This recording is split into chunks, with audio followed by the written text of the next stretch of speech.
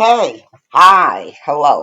Welcome to Anna Emerson. Today we're listening to the Eagle Scout. Getting to him. Get on the police! Police car! A triple homicide anywhere would be a big story. Where's the subject down? We hadn't seen one, I think, since 1982. Police department! Get on the police if anyone's inside! Shout out now! It's mom, dad, sister. No names. 115, we have 3 victims. Start us at least 3 ambulances. Some guy broke in and killed everybody, and the son survived and took off. Alex had said that the intruder came and went from the back door in the basement. At the moment, I swear. I fought. I got shot. You're the only one that can tell us. When you look at this neighborhood, if someone was going to do a home invasion, this would be the perfect neighborhood for it. It was all hands on deck. Is that the guy that killed those 3 people? Yes. This set of murders shook this community to its core. The only word I can use to describe what happened to this family is tragic.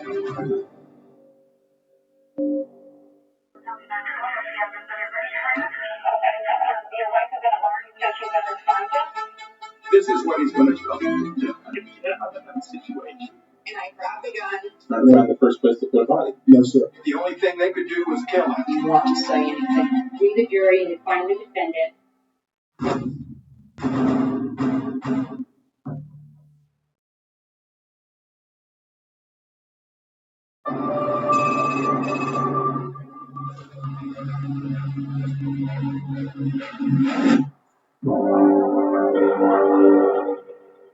One County Sheriff Jury Emergency. Someone broke knocked up. Our address is Oak Ridge Court Property. I've been shot. My other brother was been shot. I didn't know for English.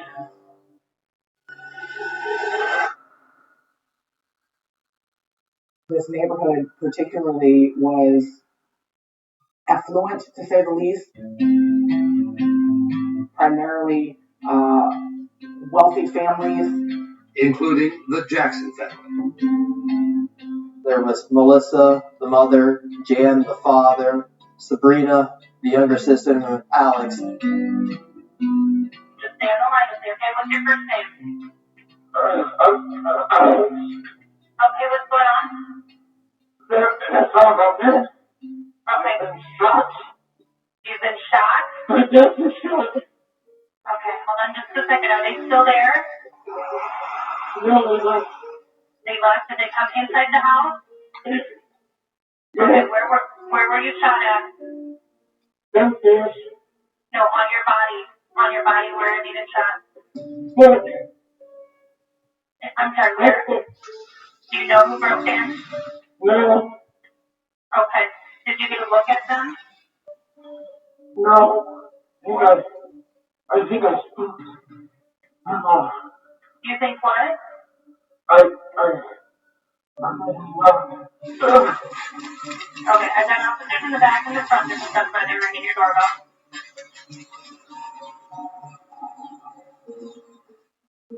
Alright. I just rang the doorbell. Call on here. I'm getting no answer to the door. I think this is going to be a swatting deal. They're just not sure what they're walking into. You don't know if it's a swatting call, swatting being someone making a false phone call to the police department to get police to respond. You don't know if it's a real emergency. Right, but this sounds, if there's people in the house, there's no reason they can't come out. Let me grab forms and I'll just take her from the outside. Police department!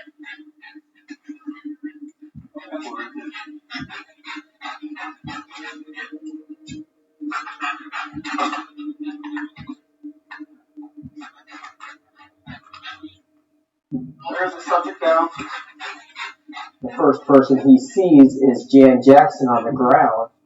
Can you put your hands out to the side where I can see them? And he asked Mr. Jackson to show his hands because he doesn't realize that Mr. Jackson is deceased. Alex Jackson is down the hallway And he's the one that's talking. We got a door here. Who's this down here? Hey, who are you? Yeah, that's your dad? What happened? What happened?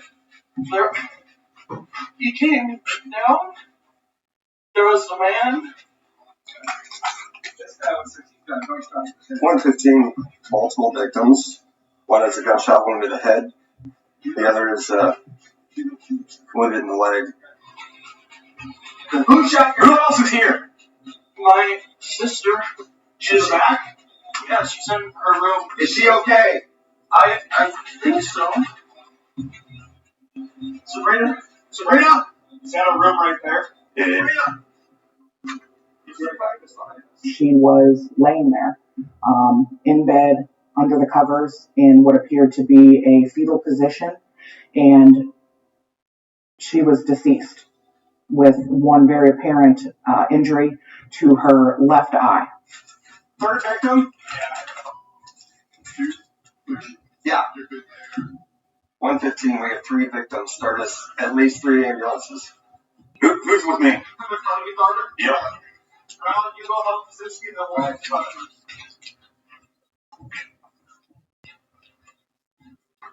Lost my bag. I want to start here. You want to hold it? Police department! Stand off if you're here! Police department!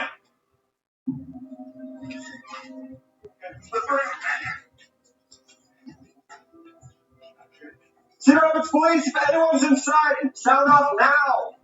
Police department? Can you get this closet quick? They were unaware of who all was in the home. They engaged in a protective sweep of the home to make sure that it was empty of an intruder. Yeah, I got a garage back here. I'm going to check the garage.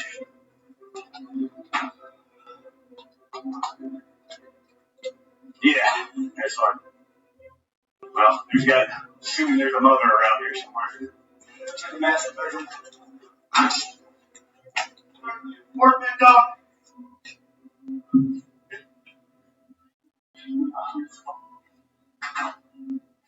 So we got a triple homicide. Mom, when we found her, was laying on the bedroom floor. There were multiple bullet holes in the headboard and in the pillow on the bed.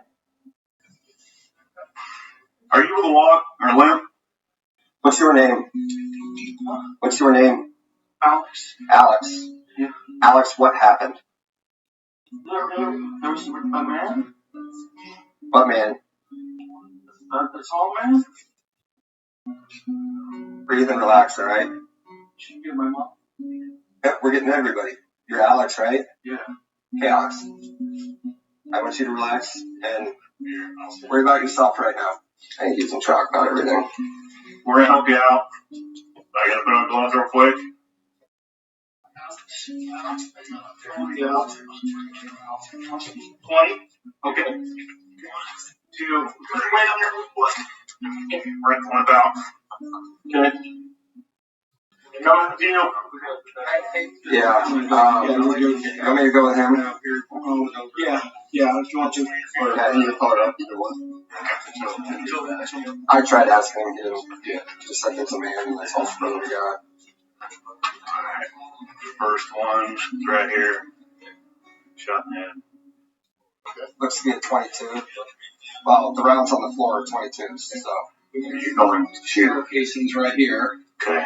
We have confirmed all 3. Yeah. Anything about anybody yet? I'm assuming it's mom, dad, sister. No names. To see a family at home, comfortable, who have been executed, it was definitely troubling.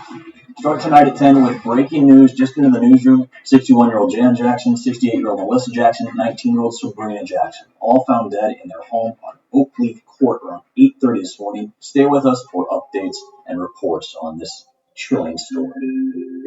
The basic shock of 3 people dead in a home in a quiet neighborhood really shook people. Some guy broke in and killed everybody, and the son survived.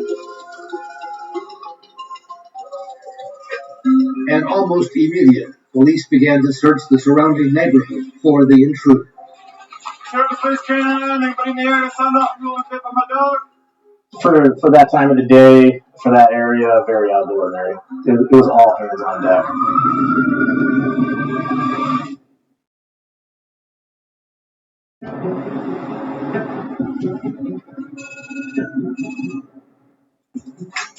We got to the hospital right as Alex Jackson was arriving. You could see he had an injury to his foot. How bad are you hurt right now? Okay. After the pain meds I gave you? Yeah. Cool. What would you rate it 0 to 10 on being lovers? It's like a 2. So that is. Yeah. The uniformed officer had a body camera on him, so we kept that camera rolling.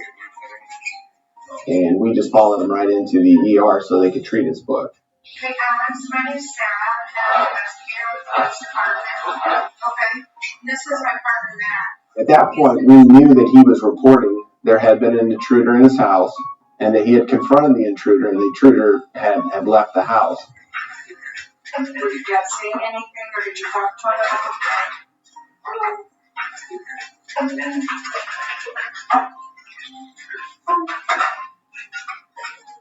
I know it's well, we weren't there, but you're the only one that can tell us.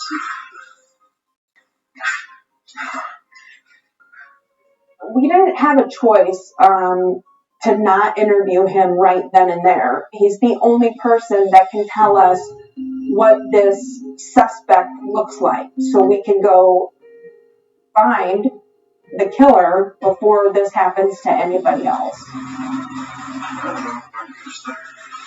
There was a white man, black man, Hispanic, Asian. I know he's wearing black clothes. I heard downstairs. So I went downstairs. He was missing my dad's gun.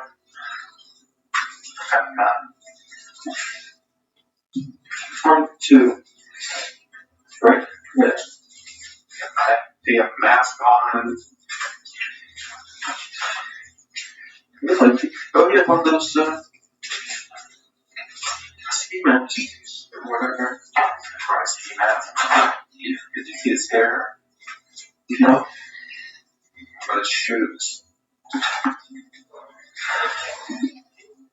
So get there. I can't tell you. You can see throughout this videotaped interview, you can see us on our phones. We're getting text messages from people that are out at the scene. Officer Buckles and his canine Corsa were still on the hunt. Their assignment was to track the area that most likely would have been the route that the intruder would have took when he left the home. So work that. We can work up from this yard here, but I said the sergeant only been 1 years. She's not picking up through here, so. Canine wasn't having any success. Other officers canvassed neighbors for surveillance videos. The first place I start is the house closest to them, which was right across the street. Started at about 6 a.m. and went through the footage until approximately 8:30 when I saw patrol officers arriving on scene and in the area, and just to see if there was anything on the camera footage showing evidence of a possible intruder. There was nothing. Alex had said that the intruder came and went from the back door in the basement. You want to see if that's been pried open. Has that been kicked open? There was no signs of anything disturbed. Although we had these red flags, we were also open to the idea that maybe, maybe this really did happen. You approached him. Did he say anything to you? You. Thank God he catch his gun. And let me go. Fire. And then, obviously, so when you and him were struggling with the gun? Yes, I'm struggling. They did their whole workup on the gun. They found 2 handprints, one from the right hand and the left hand, that both matched Alex Jackson. There was no evidence that anyone else was pulling on the gun or wrestling with the gun as he was holding it. When we stepped out, we talked to coworkers. They were at your house. Focused on your house, the neighborhood, and Alex, the reality is there's not any evidence that anyone else was over in your house. It's okay. It's okay. There. Alex, do you want to tell us what happened? What happened? We're not here to judge you at all. Like I said, I'm Mel Stickers. As a man, I swear. My father. I got shot.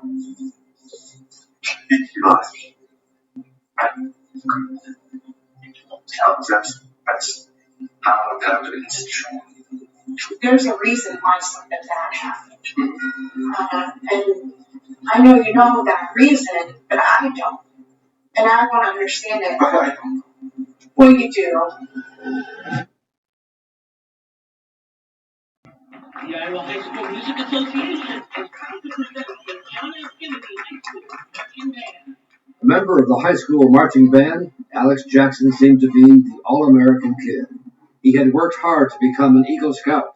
Alex did not drink, did not use drugs. It just added another wrinkle to the disbelief of the whole situation. We were at the hospital for just over 4 hours. We don't want to confront somebody whose family's just been murdered in the event that they're not the ones who did it. However, when things don't make sense, you then have to ask those hard questions. I'm okay with the fact that you have been completely honest about this. And what you haven't done. What am I for breakfast? To make it the best. But There's no talk about it. Your heart's right now. Your baby tells me that your heart's beating real fast. yeah, don't get mad. Start my family. Stop her control. So what? Just did. And you say there were slaughtered in front of your eyes. What do you think about that? Oh, they're bad.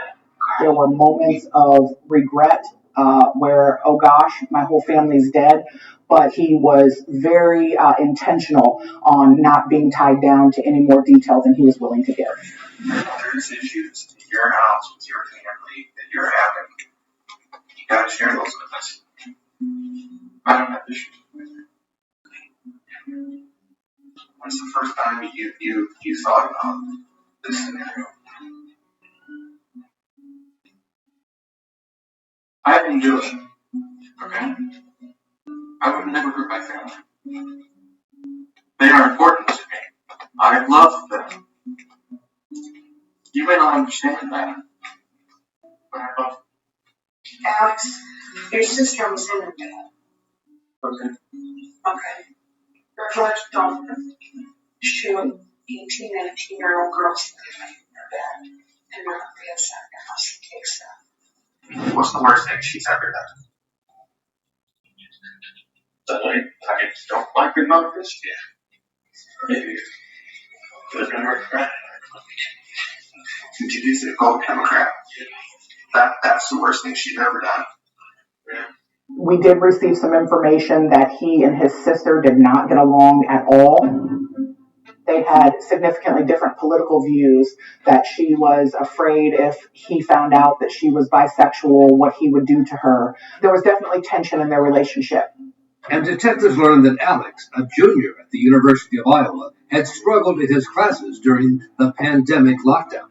I think COVID may have been a factor. And that last semester, he basically flunked out of school. He didn't pass any of his classes. Dad's paying for college, so he can't be happy that he's paying for classes that you're not passing. And we're getting somewhere. I think this school thing is part of the problem. I don't want to pay thousands of dollars for my kids to go visit Elder Lake in Iowa because they don't want to get focused. Okay?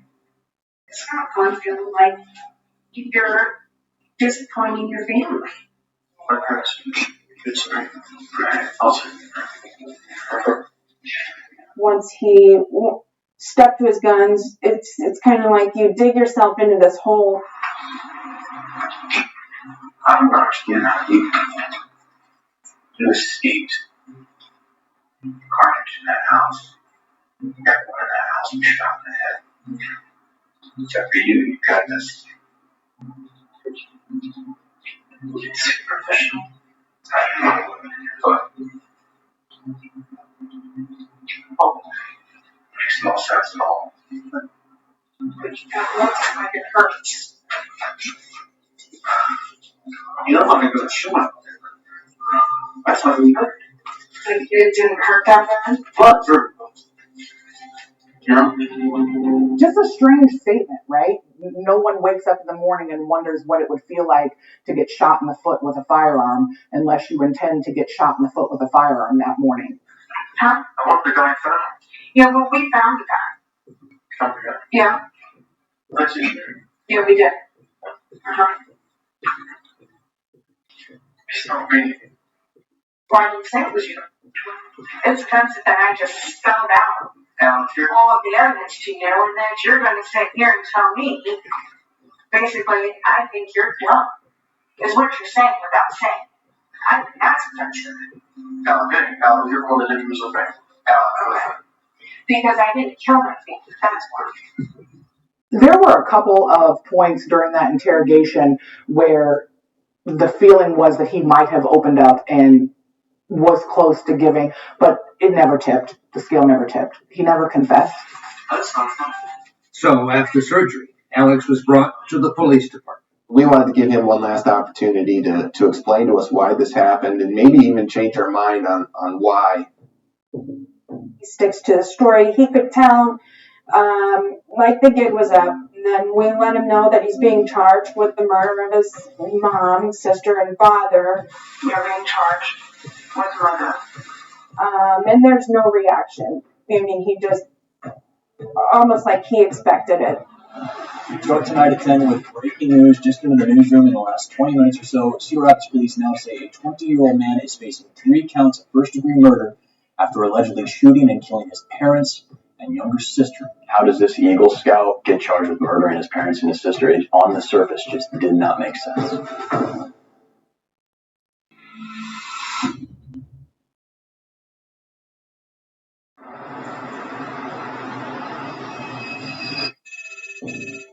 A historic murder case in Cedar Rapids, Iowa is finally going to trial more than a year and a half after 20-year-old Alex Jackson was accused of killing his parents and sister.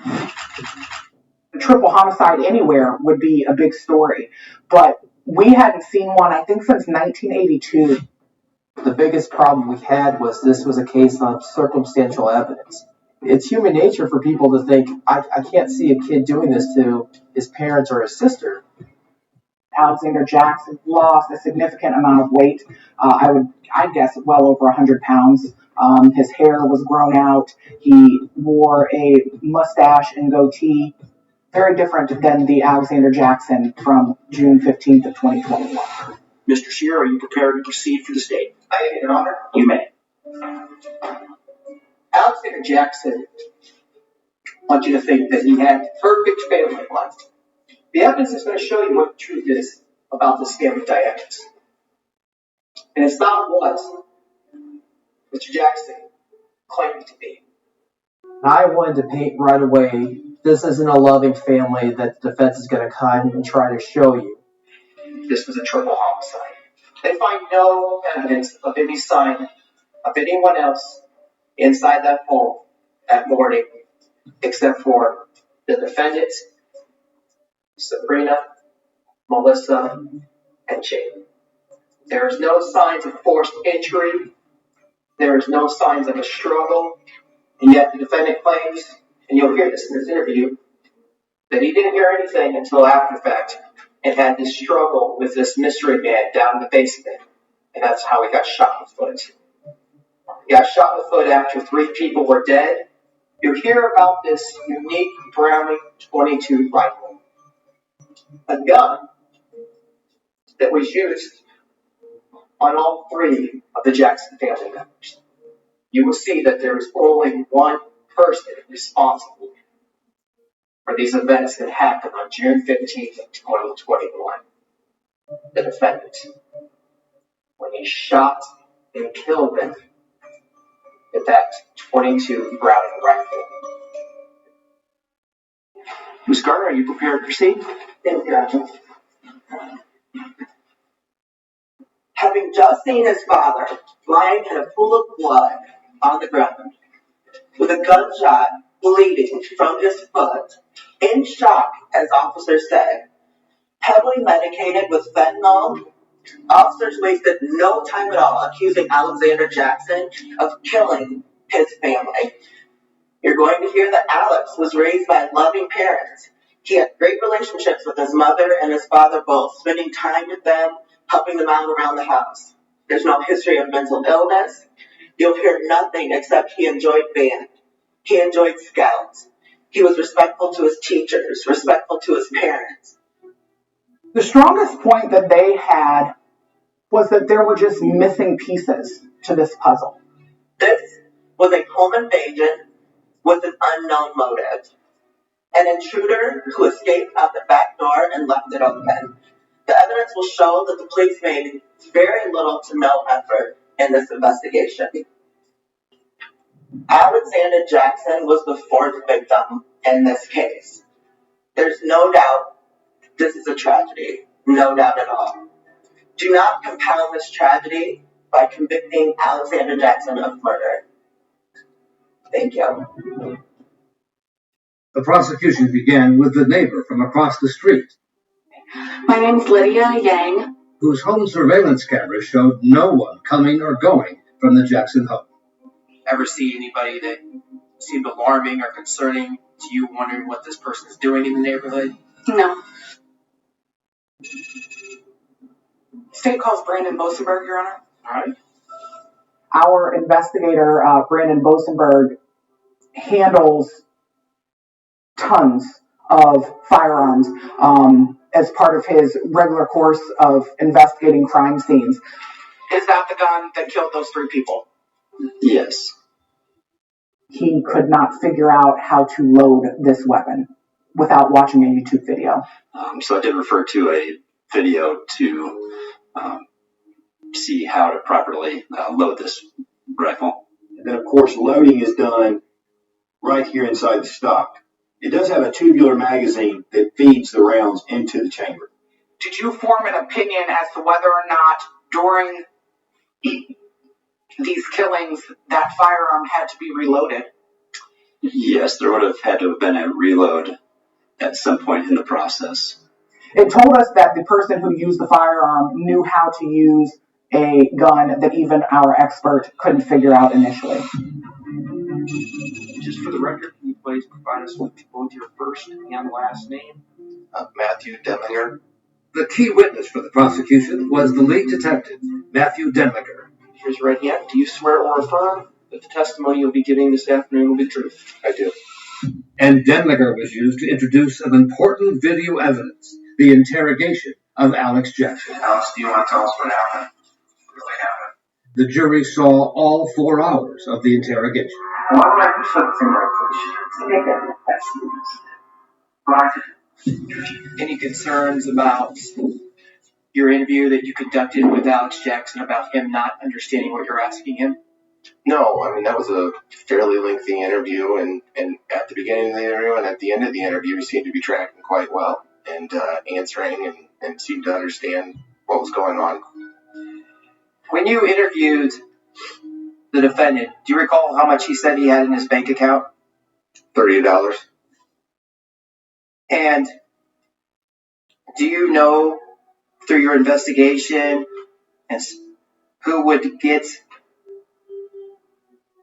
the Jacksons' estate? Objection, Your Honor. Calls for hearsay. The objection's overruled. You can answer the question. Presumably, he would. Nothing further, Your Honor. Cross-examination, Mr. Johnson. A well-experienced public defender against the most well-respected investigator on the force of the second biggest police department in the state. It was something bold.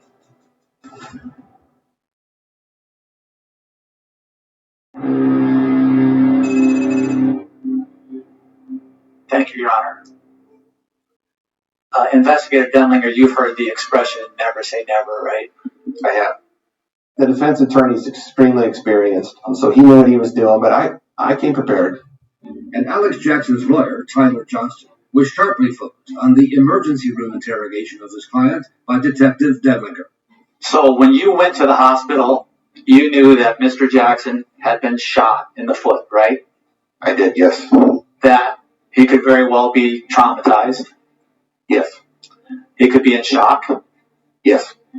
And he was under medication, right? Well, again, I think we just covered that, but... Right. And you chose to go interview him at that time? Yes. Knowing the effects that trauma can have on someone, right? Yes. Knowing the effects of what medication can have on someone? Yes.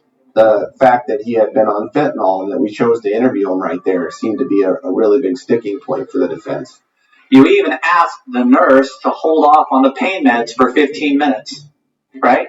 Yes. Because you know what effect the medication can have on somebody's ability to accurately relate information to you, right? I was worried it might cause him to fall asleep or something. Didn't have to interview him then. Yeah, you said that before, but I mean, if you think about it, if I don't interview him there, the one person that witnessed this happen, the one person that could provide information, and I wait 72 hours because the gunman who murdered 3 people and shot him is wandering out in the neighborhood. He dies in the emergency room, and now we got no information. Like I said before, I'd fire myself if I did something that stupid. The defense failed to get Investigator Denlinger riled up. He stayed calm, he stayed objective, and was even able to give his opinion as to the theory of this crime, how this crime was committed, and who committed it. So, if I get your testimony straight, so Mr. Jackson shoots himself in the foot in his bedroom. Is that what you're saying? It looks that way. There's no bullet found in that bedroom, was there? No. No shell casing found in that bedroom? No, but he also had a shell casing in his hand at one point. So you think that after he shot himself, he took the firearm back up the hallway and dropped it off on the other side of his father. Is that your theory? That's exactly what I think happened. I felt like that was a mic drop moment, and I just shook my head in agreement that I agreed that is exactly what happened in this case. Thank you. No further questions. Police officers are not generally permitted to present their opinion as to the theory of the crime. I don't think that that's what the defense intended when they asked the question that opened the door to that response. Jordan and I were in shock that it came out. As the defense began its case, the first decision was whether to have Alex testify and open him to cross-examination by prosecutor Monica Slaughter. So you understand that whether or not you testify is solely your decision, not your lawyer's decision, not my decision, not anybody's decision except yours. Do you understand that? Correct. All right. Is it your decision then to not testify in this proceeding? It's my decision not to testify. I think that might have been the right decision because I was fully prepared. So yes, if people perceive me as intimidating or a hard prosecutor, I can take that. I believe I was ready for Alex. So the bulk of the defense case was built on Alex's background and character, his best friend, Ryan Burke. How would you describe your friendship with Alex? Pretty long and a good one. Did you ever know Alex ever get in trouble with the law? No. Or get in trouble at school? No. Did he ever get in fights? No. They were basically trying to say that Alex is a good kid. He had a great family life. He was a hard worker. Garrett Barden was a member of Alex's Egle Scout troop. Did you ever see Alex and his mother interact? A few times. At the scout meetings. Did you ever see him be unruly to his mother? No. Ever mean to his mother? Nope. Did you ever notice him being disrespectful to his father? No. Mr. Shear, cross-examination? Just a couple, Your Honor. Good morning, sir. Good morning. The cross-examination was handled by prosecutor Jordan Shear an Eagle Scout himself. My brother's an Eagle Scout. My father is still our scoutmaster. From what I know in scouting, only the second or third Eagle Scout that's ever been charged with this type of crime. It sounds like the last time that you guys physically saw each other was around 2016? Correct. And by then, you don't know how his relationship was with any of his family members, correct? Correct. The defendant hadn't been a part of that world for several years. And the people that knew him 4 or 5 years ago don't know who he has become. So what, that he was an Eagle Scout?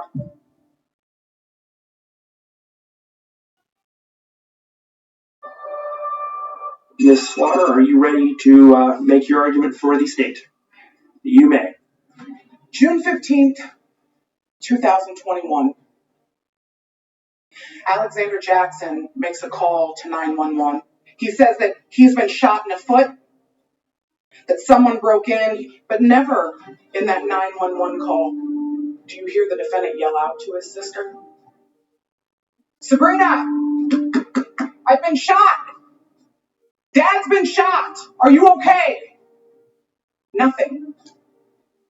And the reason the defendant isn't calling out to his sister is because he knows that she's dead.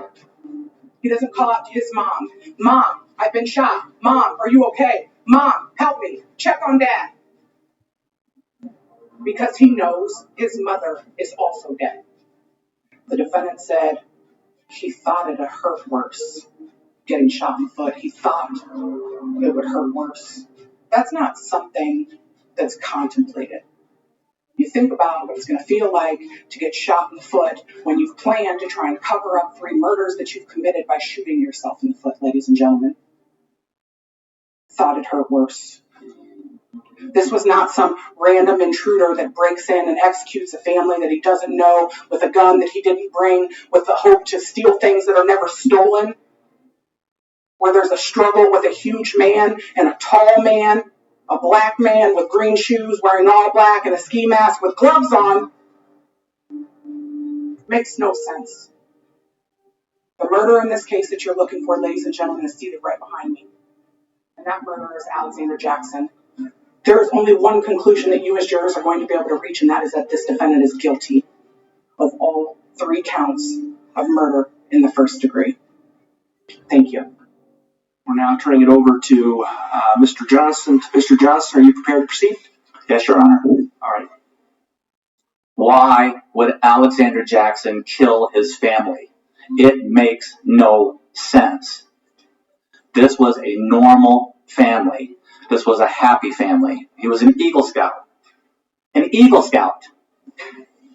There's simply no motive for Alex to do this. And no motive has ever been proven. There was never going to be a reason good enough that would explain why a person who otherwise seemed normal and happy in life wakes up one morning and decides that they're going to kill their entire family. Home invasions happen. They happen, unfortunately, all over the country. When you look at this neighborhood, if someone was going to do a home invasion, this would be the perfect neighborhood for it. This is a picture of Alex when he gets there at the hospital. You can see in his eyes the shock and the terror. And Sarah Lucina says, is your foot real bad? Do you think you can hold off on pain meds for maybe 15 minutes for us to talk to you? Can you imagine if you were Alex's parent in that situation? Would you stand for that? Would anybody stand for that? For us to sit back and Monday morning quarterback what he said and how he said it when he's in this condition, while he's been given pain medication, to judge his responses and the way he said them and the accuracy of those things is tantamountably unfair. We believe that reasonable doubt is all over this case. Alex had no reason to want to harm his family. And we would ask that you return a verdict of not guilty. Thank you. It had been a 6-day trial, but the jury was out for only 6 hours. When you're waiting on a verdict to a murder in the first degree times 3 does not feel like a short verdict. So it was a packed courtroom as the jury came back in. You can tell there were a lot of people waiting to hear what this verdict was going to be. Members of the jury, has the jury reached a verdict in this matter? Yeah. All right, if you'd like to, are you the foreperson? All right, if you'd like to hand that to Terry. Thank you. All right, would the parties please stand?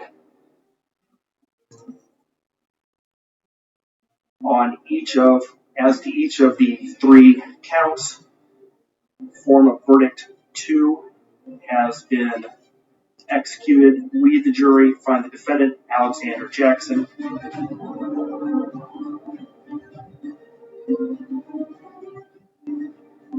guilty of the offense of murder in the first degree. First person to react to that was Tyler Johnston, the public defender, and he just leaned over to Alex, and you couldn't hear him, but you could see his mouth say, "I'm sorry." There was this little grin on his face. You just saw the corners of his mustache go up just ever so slightly, and that was really the only reaction from him. We're just very sorry for Alex. Alex is 22 years of age and is going to spend the rest of his life in prison for a crime that he didn't commit. Alex wanted everyone to think that he was the victim in this case, and we're very glad today that that was proven to not be true. We just want everyone to know that Jan, Melissa, and Sabrina were incredibly loved, and they have a family who loves them, and a family that will keep them in our hearts.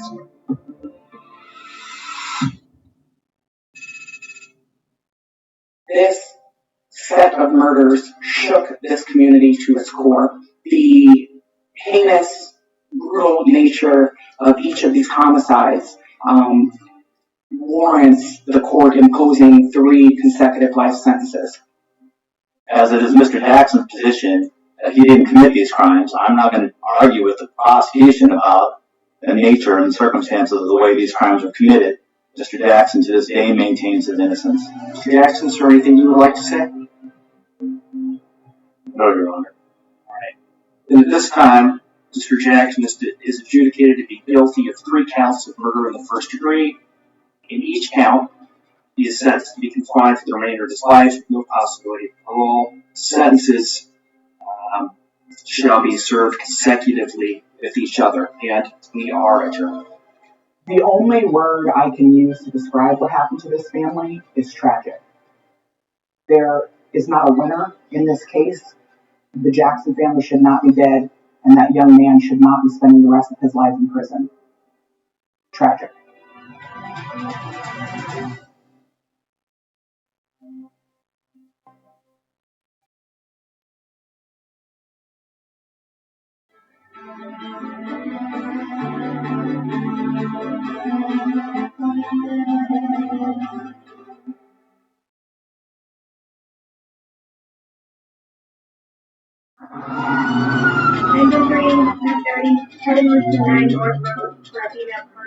She was on her back, blood on the right and left side of her face and in her hair.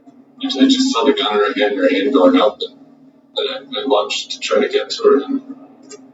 We had looked into who Amy Fanyon was and investigated whether or not she had any suicidality, if she had any issues with her mental health. Did your mother have a temper? Yes. Did she have a short fuse? Yes. Brian was a fine, upstanding member of the Westfield community and was a God-fearing man and a good family man. The morning after she died, I had taken Brian's cell phone. It doesn't look good that I have a relationship with a woman that doesn't mean.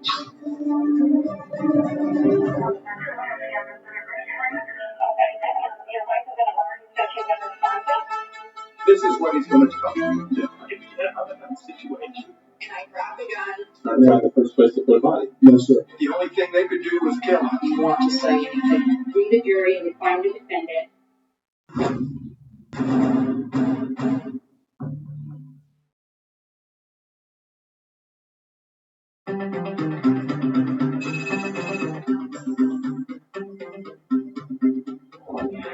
On the sign recorded with the address of your emergency. Hi, this is Brian Daniel from S9 North Road. My wife just shot herself. Can you send me some help? All right, Brian, we'll get right out there, okay? The Westfield police dispatcher knew the caller well. He was Detective Brian Fenn, a 30-year veteran of the Westfield Police Department, and he was calling about his wife, Amy. She's gone. Oh, God. Okay. Are you sure? Yeah. All right. We'll get him right out there, Brian, okay? Bye.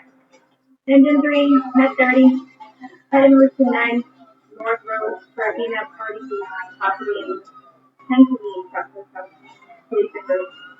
Again, that's 9 North Road. 30 on scene. Engine 3's on scene.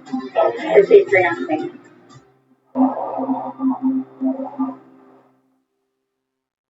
This came in, frankly, like any other unattended death or suicide as it was initially reported. So members of my state police detective unit responded to Westfield. There was a walk-through kitchen that led into a dining room with a dining room table. She was on the floor. The table had been moved so she could get medical aid. She was on her back, blood on the right and left side of her face and in her hair. I didn't know Brian very well. I knew who he was. He was quiet. He was tired. He looked like he had been crying. He had stayed by Amy, holding and rubbing her hands. The Westfield Police Department did arrive, shocked to find their colleague of many, many years in this position. Brian had asked to wash his hands, so they let him, and the investigation continued to take place. By all respects, Brian and Amy appeared as a loving couple. Their 2 children are adults now, Victoria Fanyon and Travis Fanyon. The more I got to know them and know about them, I was impressed with how close they are as a family. Didn't seem to be much turmoil in it. The family was active in their local church. He had volunteered where teenagers could come and get meals and talk to other members of the law enforcement community. And Brian had just recently returned from a mission to Mexico with other church members from the area. Amy did everything for others. She was volunteering at the Cancer House of Hope. She was truly like a beautiful, kind soul. So the question became, what would lead Amy to take her life? It's Thursday, May 17th, 2018. It's 3:42 p.m. And Brian, do you understand we're audio-visually recording this room right now? And you're obviously here on you came down to speak with us today about the incident that occurred at your house last week. She voluntarily told the state police that Amy and Brian had been fighting for the past few days. What was the argument over? It was about my income retirement. Our different views on what that would mean. Yeah. We've been arguing about it for several days, so. Yeah. Do you want details about that? Yeah, as much details of this you can provide to me is helpful, you know.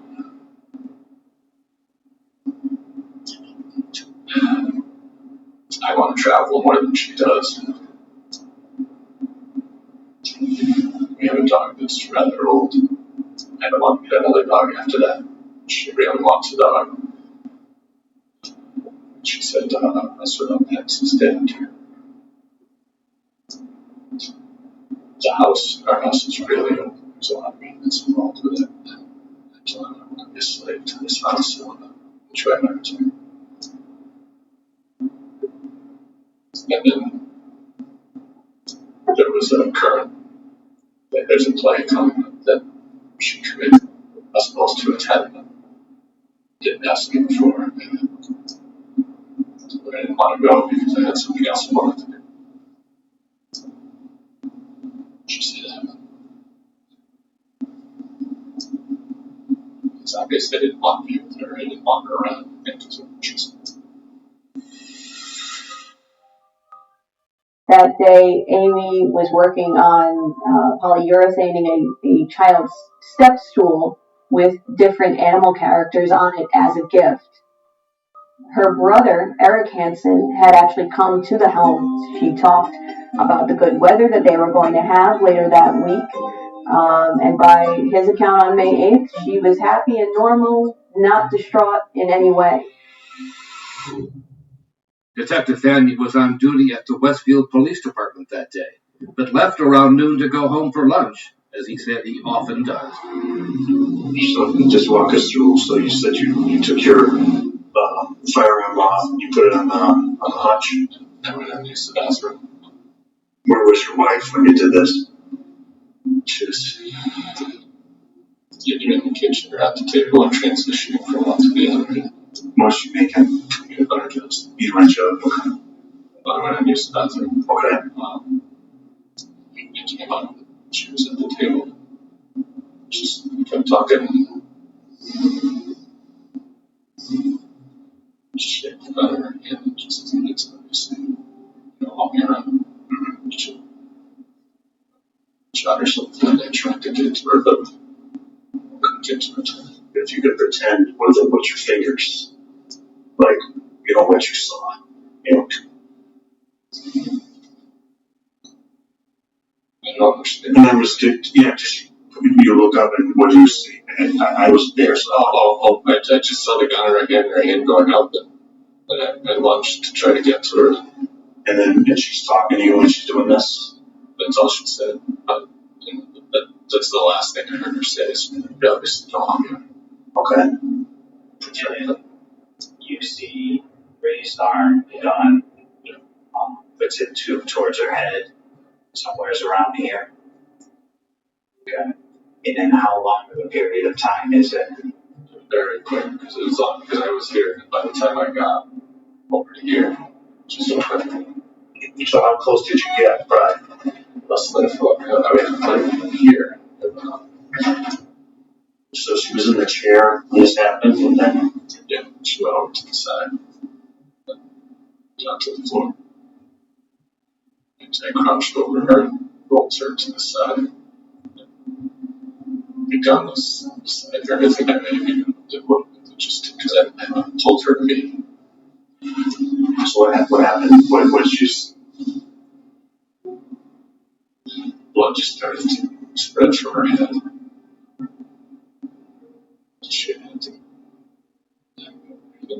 call it. Went, got a phone to call 911. And then went back to her, just both her hands. Until she died. Lots of hands.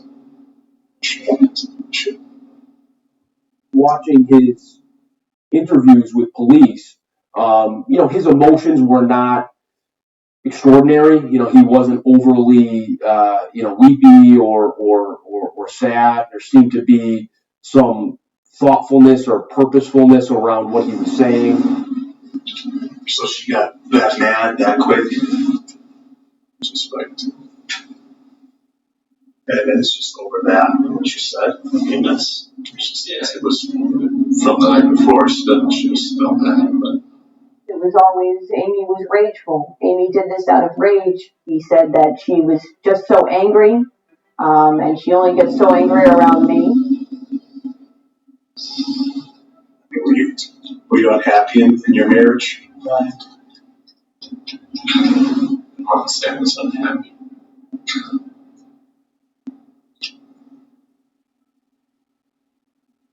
Just I don't know. Just us you're talking. I'm just trying to get to understand, how something can get that so fast. You know what I'm saying? Get heated that fast. And I just want to understand the dynamic of the relationship. We were happily married.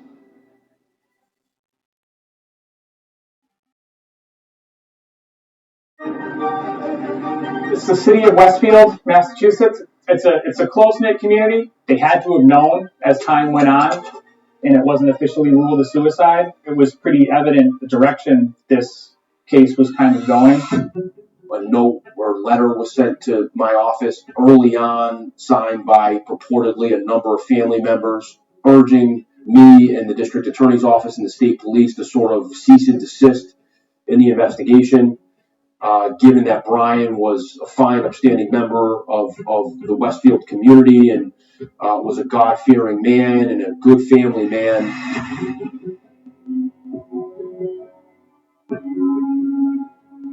The morning after she died, I had taken Brian's cell phone to perform a cellular extraction or a data extraction on the phone. they discovered a series of provocative texts between Brian Fanion and a woman by the name of Corrine, who he had met on the church mission to Mexico the previous November. That friendship continued when they returned.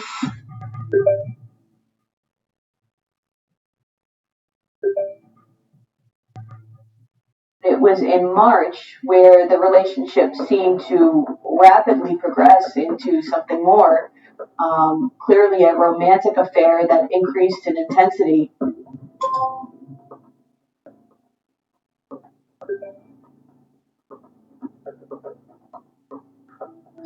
In his first interview with detectives on the day Amy died, Brian had downplayed the relationship with Corey. So we talked about, you spoke of a friendship with a female just like your wife. And obviously, we took your phone, we went through it, like, you knew we were gonna, and so we see the text messages. So, in all honesty, Brian, it looks like it's a lot more than a friendship, to be honest with you. And it is more than friendship, but the tie is not gone. We've done that since. Since the regular sex. We've met. Amy knows about actually every time we met, but she doesn't know that we didn't kiss. But, and we love them. But if we have an agreement, we did from the beginning that it's just friendship. I mean, not that it's just friendship. Well, it was from the beginning, it was friendship, but yeah. I mean, did you understand from where I was sitting, though, that it just doesn't, that's why I told you it's going to look like more than it is. I know it escalated. It was almost like a game where we took each other. But I'm completely embarrassed by it, ashamed of it. Shouldn't happen. We found out later, essentially while his wife is on the floor of their dining room and he is texting his girlfriend, don't call or text for a while. Please pray very bad for family, before he called his son. When was the last time she was in the area here? She was here for the week. There's a family gathering in his father's home to mourn Amy's death. And downstairs in the basement, he's tear-free and kissing Corinne passionately.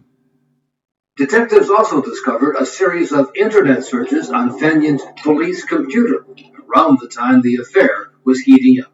Started to search for divorce, pension rights, and how divorce affects pension rights. But if you try and remove yourself and become an outsider like us, and how it looks, it doesn't look good. Okay. It doesn't look good that I have a relationship with another woman. That doesn't mean that I took that to. No, I'm not. Life's life. Lots of people have had weird relationships, but how do you jump to that?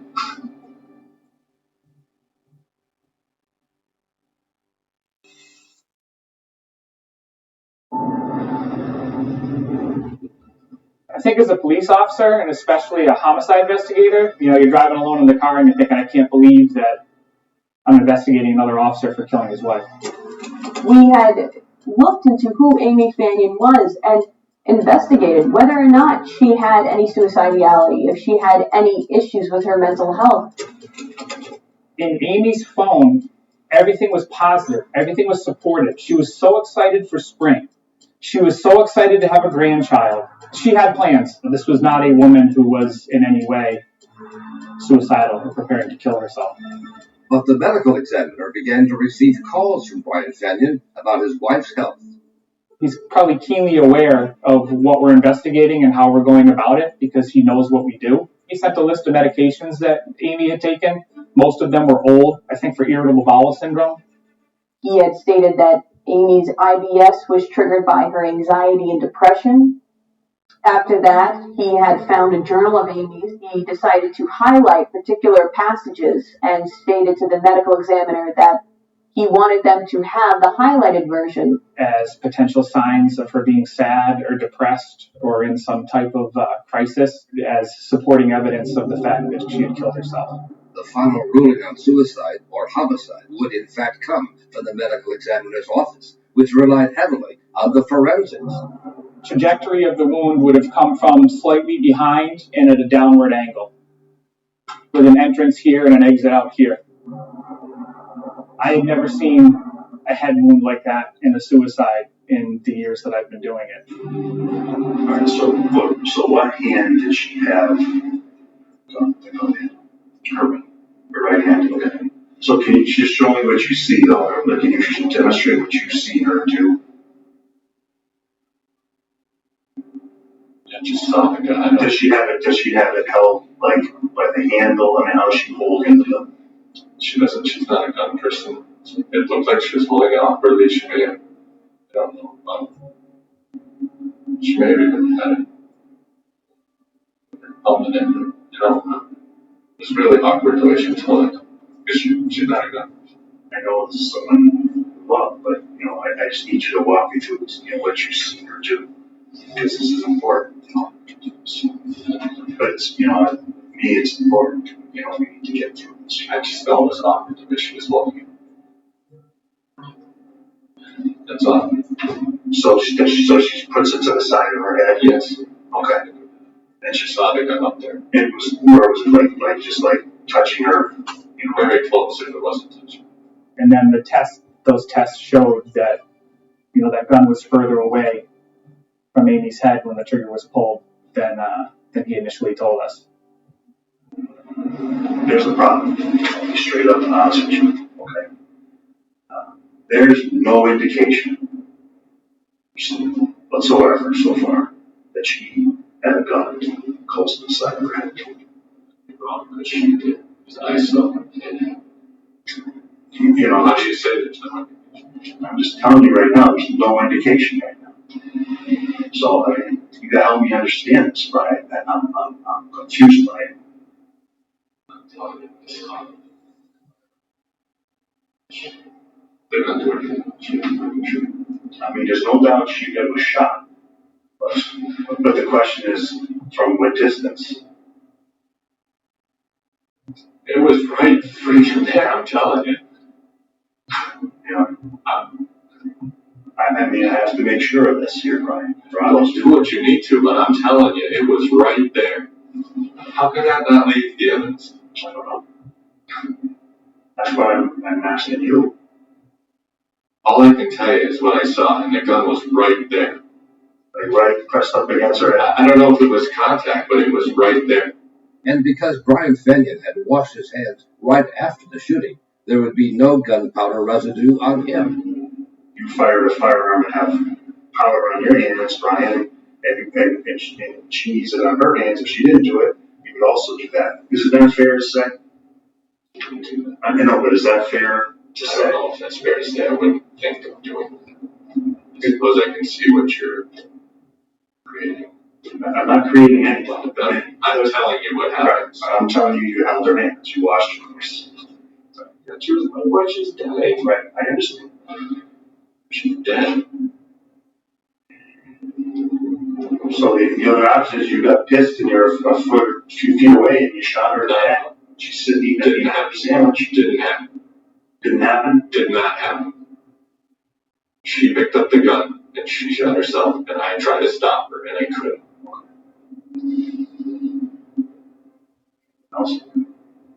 Obviously, we're got concerns, that these accidents happen, right?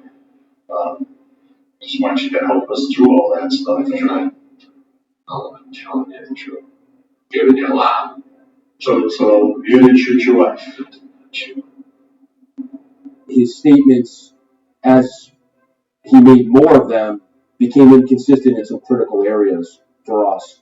And, we started putting that puzzle together that led to a picture that this was not a suicide.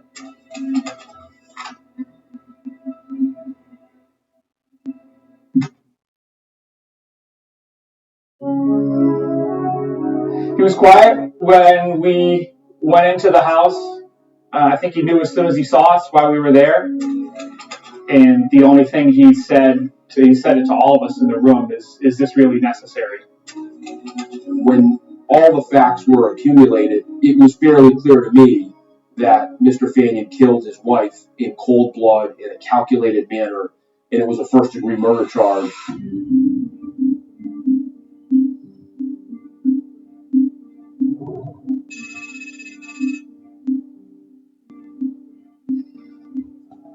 Brian Fannin's children and other family members were in the courtroom almost every day to support him. They've already been through their mother dying. She died violently. They fought at her own hands. So they've processed that. They've gone through the grieving process for that. And now it's starting all over again. On May 8th, 2018, that defendant, Brian Fannin, shot and killed his wife, Amy Fannin. He shot her in the head because Amy Fannin was the only thing standing between that defendant and the rest of his life. He was perceived as clean-cut, straight-laced, and played by all the rules. But the evidence will show that the defendant's outward appearance was deceiving. Most of us like to believe that police are the people that you can trust, and they are the individuals who will make things right when everything else is going wrong. Certainly, that was a tremendous hurdle in this case. Beneath the surface, the defendant was in love with another woman, Corinne Casey, then Corinne Knowles. The defendant told Corinne that if he divorced Amy, Amy would end up taking him for everything that she could, and he would have to sell the house and split the money and half of his pension. Ladies and gentlemen, Amy Fannin did not shoot herself. During this trial, you'll hear how Amy Fannin used to be the only thing standing between this defendant and his friends. Now it's the evidence in this case. The evidence that will prove beyond a reasonable doubt that this defendant murdered Amy Fannin with deliberate premeditation. And once that evidence is before you, I will ask you to find the defendant guilty of murder with first degree. Thank you. Director Attorney Brown, looking at this time. Yes, Your Honor, thank you. The prosecutor was not present on May 8th, 2018, when Amy Fannin was shot. You learn that those theories are half-baked and incomplete. Brian Fannin may not be perfect, but he did not shoot his wife Amy. He didn't shoot her, and it's inconceivable to even suggest that he did. Amy suffered from severe anxiety. She received treatment for her anxiety at various points in time and took prescribed medication for her anxiety at various points in time. Ladies and gentlemen, this is not some crime drama TV show that you may have watched in the past. This is going to be painstakingly detailed, the evidence in this case. Brian Fannin is innocent. The evidence will show that. Brian Fannin did not harm Amy. And at the conclusion of the evidence in this case, I will ask that you find Brian Fannin not guilty. Thank you. The prosecution's first order of business was to show that Amy was not suicidal. Please introduce yourself to the members of the jury. I am Anna Hansen, Amy Fannin's sister. Anna and another of Amy's sisters were among the few family members willing to work with prosecutors. Can you tell us what was your personal relationship with Amy? Amy and I were very close. She was just an incredibly supportive, loving source for me, always, like unwavering love and support no matter what. Can you tell us about any health conditions that you know that Amy suffered from? Digestive issues. For the time that she struggled with her digestive issues, did she ever express to you that she was feeling suicidal? No. How would you describe Amy's mental state over the years? She's pretty solid, even keel. She didn't waver too much from just being her usual self. Before May 8th, what was your take on the relationship between your sister Amy and this defendant? As far as my perception, I thought they had the dream marriage. How did you view this defendant before May 8th? I adored him. All right, tell us about May 8th. When did you find out about Amy's death?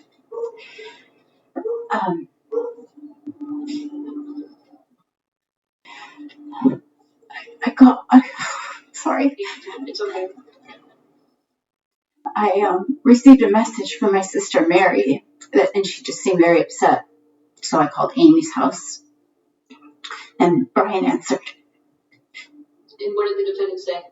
When he answered, I said, "Brian, what's going on?" And he said, "Amy's gone." Was there a time where you had a further conversation with the defendant about that event? Yes. It was about 2 weeks after. He said, "So I have this friend." And he proceeded to tell me that he was in love with this person. He was in love with her more than anybody he'd ever been in love with in his life. How happy and wanted he felt by her. What did you say to him? Well, I was still in shock from losing Amy, and now I'm in shock that Brian isn't who I thought Brian was. And I just thought, I was like, well, think back to when you first met Amy. I said, surely you loved Amy, at some point in the beginning even. And he said no. So you have this conversation with the defendant. What's next and then happens? We just kind of sat there for a long time. He was holding my hands, and it was just quiet for a long time. He said he was going to go lay down on the couch. So we went into the living room. He laid down, and I put a blanket over him. What was the next thing that happened? He grabbed me and kissed me really hard. On the lips. Was it closed or open mouth? It was closed. How did you feel about that? It was very uncomfortable. Was that something that he normally did with you? No. On cross-examination, defense lawyer Jeffrey Brown produced the letter the family had sent to the district attorney that Anna had also signed. And you do agree that statement states unequivocally, we are certain that Amy took her own life on May 8th, 2018. Did I read that correctly? Correct. And it's your testimony that you were told or ordered to sign that letter. Isn't that correct? Yes, we were told to go sign the letter, yes. Knowing what was contained in the letter, why did you sign it? It was very awkward. We were all still in shock from losing Amy. And Brian was sitting right there when they told us to go sign it. And I just kind of went along. Just try and keep the peace. What happened to the family dynamic once Amy died after May 8th?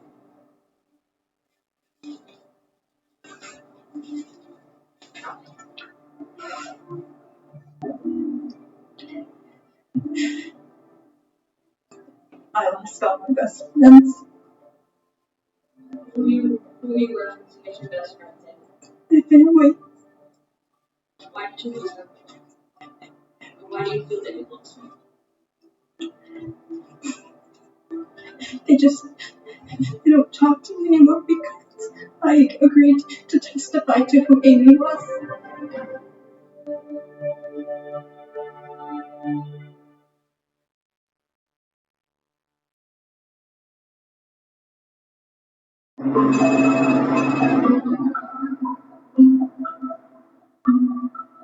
My name is Corinne Hasty.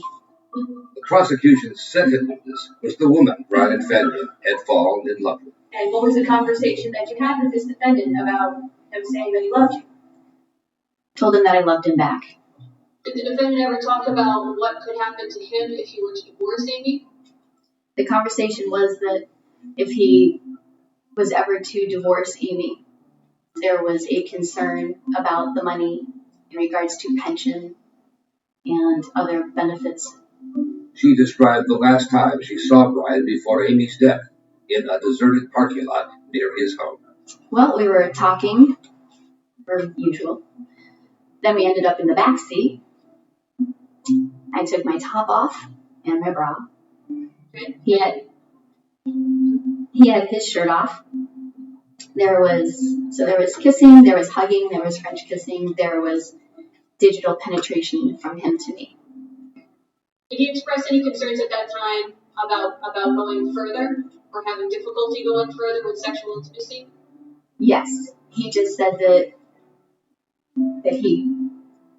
he couldn't get it up because he was thinking about Amy. On cross-examination, Corinne said she ended the relationship a month after Amy's death when detectives began to contact her. And even when ultimately you ended it with Brian, his response was okay. Isn't that right?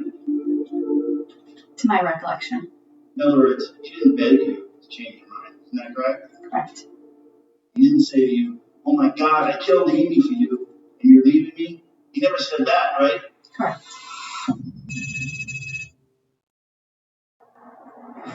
Would you please introduce yourself to the jury? My name is John S. Shrine. There was extensive testimony at trial as to what is seen in a self-inflicted gunshot wound, and the evidence that a firearm explosion produced from a .45 caliber firearm leaves behind, and none of that was present on Amy Fanion's head. So, could you demonstrate on me, in front of the jury, what you were doing with these females during this blue gun testing? Yeah.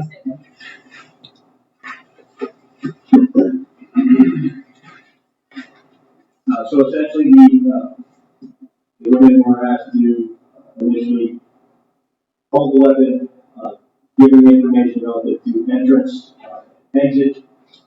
They were asked to attempt to provide that angle. Again, we were incapable of doing so without my intervention. So.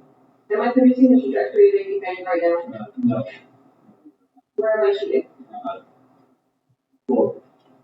So you're trying to see how it's possible for this firearm to be manipulated, or this dummy gun to be manipulated, to how far out it could be that a person could manipulate it to produce any semblance of weapon, correct? Yes. Did you form an opinion to a reasonable degree of ballistic certainty as to whether Amy Fanning's wound was consistent with close range fire? It was not.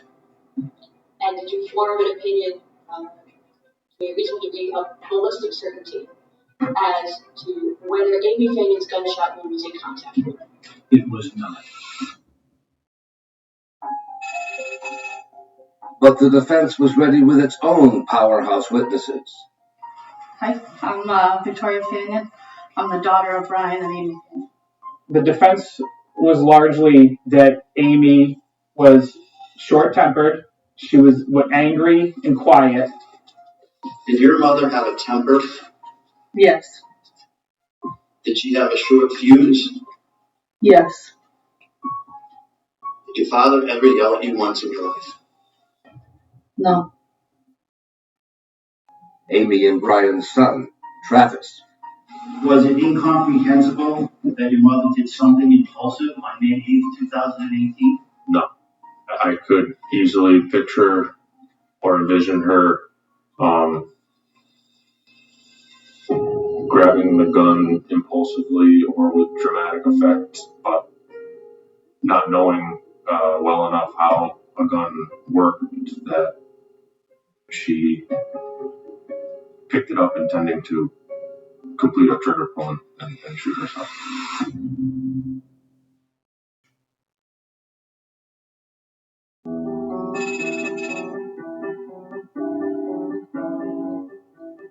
Brian Fanion decided not to testify. So the final witness for the defense was Amy's own mother, Patricia Tarrant. Did your daughter Amy have a temper? Yes.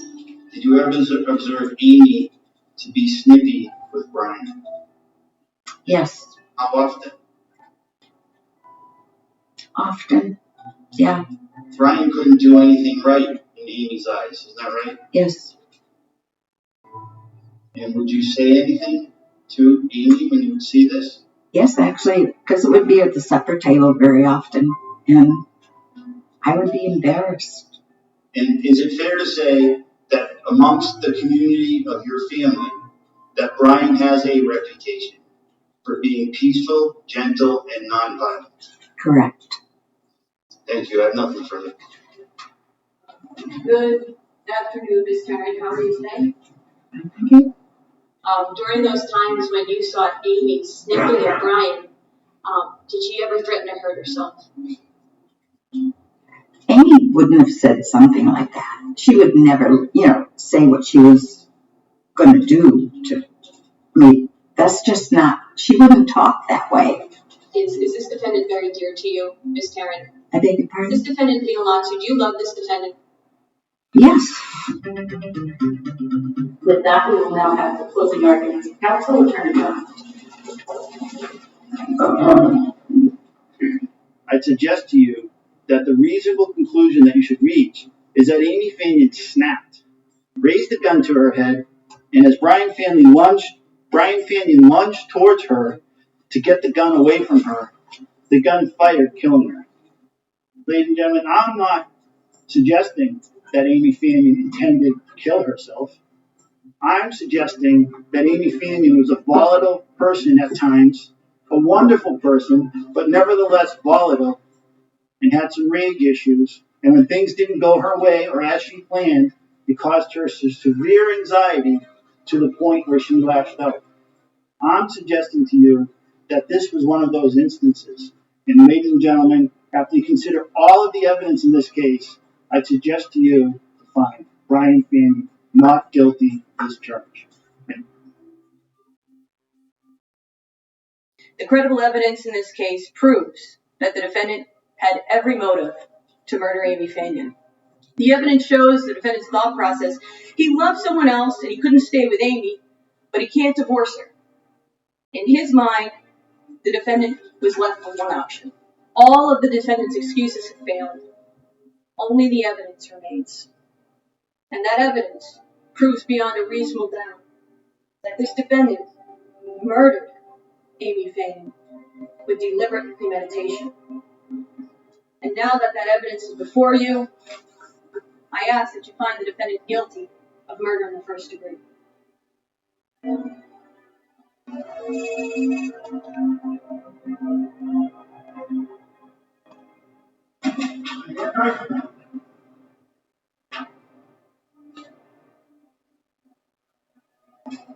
Mr. Foreperson, is the jury agreed upon its verdict? Yeah.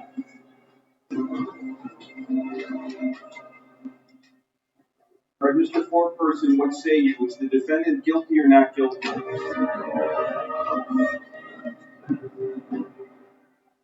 Guilty. Guilty of what degree of murder?